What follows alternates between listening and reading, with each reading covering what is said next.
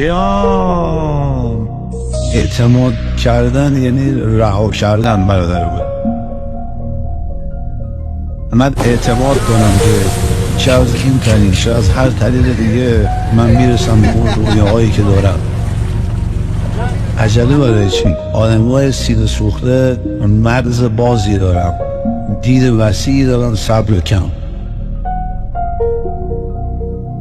برای هر پرواز شما باید صبر داشته باشی برادر. در کنار صبر باید بهشم فکر بکن. بابای کل سفید ایران در ارتفاع 16,300 با در کنار هم در یه ارتفاع هم داری پرواز کن. من همیشه گفتم خودم انرژی انسان خدای انسانه. گرفتی چیزی شو؟